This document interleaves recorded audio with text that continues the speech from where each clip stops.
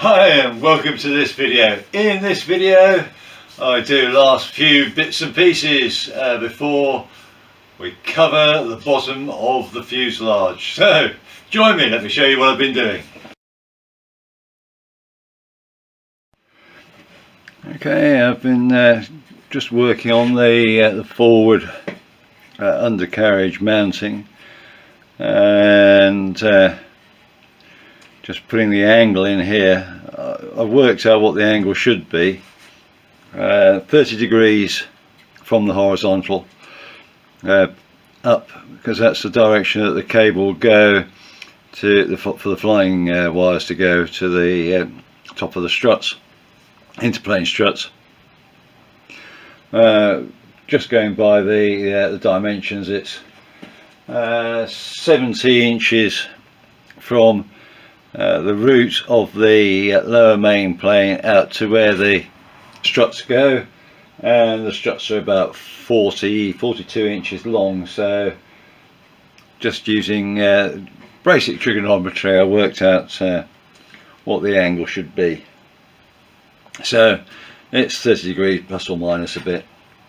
So what I've done is I've also made up the double plates which need to go onto here. This is a modification over the ones supplied by Fisher. The Fisher ones are just oval holes in the sort of centre, just an oval plate that sort of sits on the skew, so to speak, and I just want to have that little bit of extra meat and get to sit just right. And they have to be radiused just here on the inside and outside of this section, so that the turnbuckle fork end can sit nicely into it and give me the greatest amount of land. So those, again, slight modifications which I did. Looking at the other end here, you can sort of see what I'm talking about. Ignore the fact that the bolts are too short and things, they're just in sort of temporary to hold this lot together. But you might be able to see that that's radiused all the way around there. Here's the turnbuckle fork end going through, and it's got a total of 5 degrees of play, 2.5 degrees each way, so it should allow for any sort of setup errors going out to the end. And you can sort of see that's quite nicely there. That'll have a slightly longer bolt going through, using these castellated type nuts with a split pin, because this is where the undercarriage main leg pivots. These called up on the plan are with a nylock, short bolts with a nylock on. I'll probably stick to that, and the bolts going through here will have nylocks on, because this is for the undercarriage cabane strut or V-brace, depending on who you talk to and what language they're using. So there's no movement, but the one where the undercarriage is actually moving will definitely have a split pin. Well, there we go. Okay, so the bottom of the aircraft has had all the final varnishing carried out and sanding. So all that's left now before I can put the very bottom layer covering on is I'm going to blow over with compressed air. I'll then give it a wipe with a degreaser over the surface of the wooden bits and pieces, and let that all dry off, ready, and we could put the lower covering on. So I'll just show you some of the things which I've been waiting for before I did this. So these are the bits I've just abused and things like that. So just got fresh for doing the job. So the sort of delicate surface type low tack painter's masking tape. I'll use that for marking things out. We've got this type of general masking tape. This works really well when you're doing the Orotexing, because it doesn't get affected badly by the heat and leave its glue behind like a lot of other masking tapes would.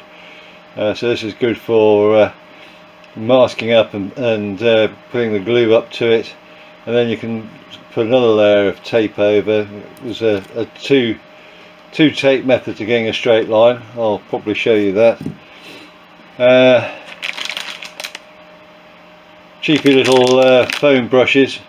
You don't want to use organic hair type brushes and things like that. The glue wicks into them. It's not good. These, yeah, you can wash these out just with straightforward water, so minor issue.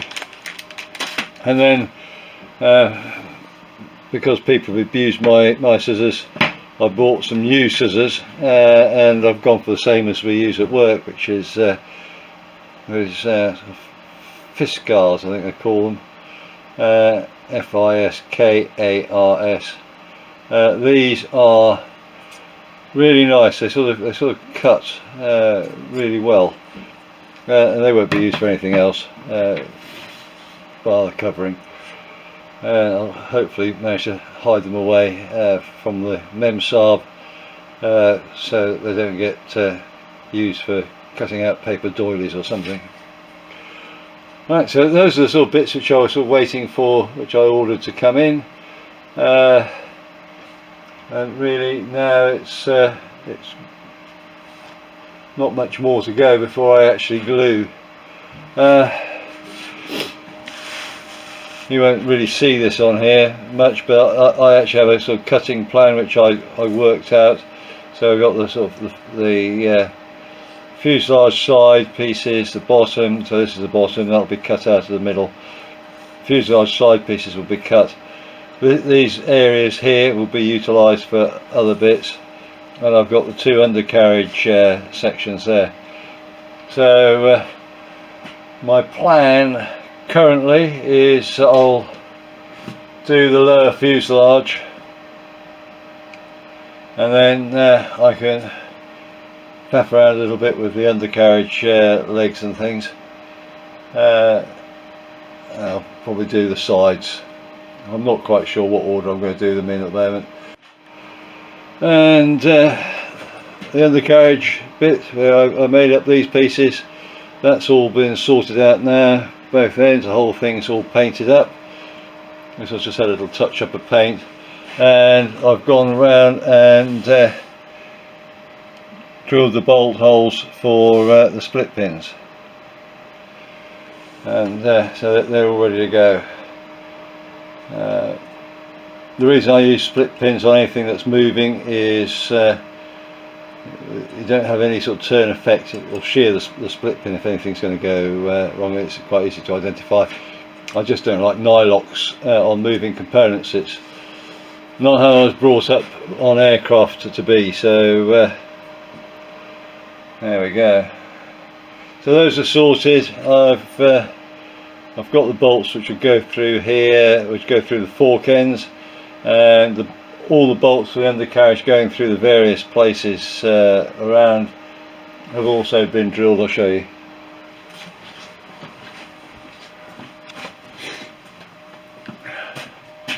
So where the bungee strut section goes, that's been drilled through.